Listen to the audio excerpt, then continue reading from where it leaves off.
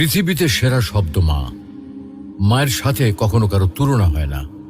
পাহাড় সমান ব্যথা বুকের মধ্যে চাপা দিয়ে হাসি মুখে মা আমাকে কোলে তুলে নিয়েছেন।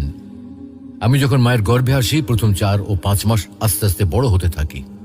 তখন মা কোনো খাবার খেতে পারত না। রাত দিন সবসময় কষ্ট পেত। অসহ্য যন্ত্রণা ধারণ করেও মা কোনোদিন শব্দটিও উচ্চারণ করেনি। পরে 4 মাস যখন বড় হতে থাকি, তখন মায়ের পেটে আস্তে আস্তে নড়াচড়া করতে থাকি।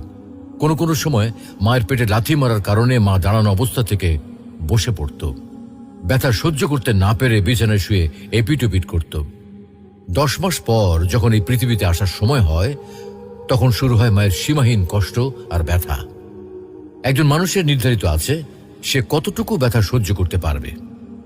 সন্তান প্রসবের ব্যথা নিয়ে বড় বড় চিকিৎসা বিজ্ঞানীরা বলেন একটা মানুষ সর্বোচ্চ 45 ইউনিট ব্যথা সহ্য করতে পারে। এর উপরে হলে হয়তো সে মারা যাবে, আর তা না হলে অজ্ঞান হয়ে পড়বে। যখন মা আমাকে প্রসব করে তখন তার ব্যথা হয় 60 ইউনিটের মতো, যা আমাদের দেহের 206টি হাড়ের মধ্যে 20টি হাড় একসাথে ভেঙে গেলে যে ব্যথা অনুভূত হয়।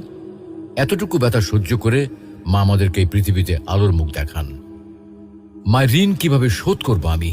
আমার গায়ের চামড়া দিয়ে মায়ের পায়ের জুতো তৈরি করে দিলেও তার এই ঋণ এক বিন্দু পরিমাণও শোধ করতে পারবো না।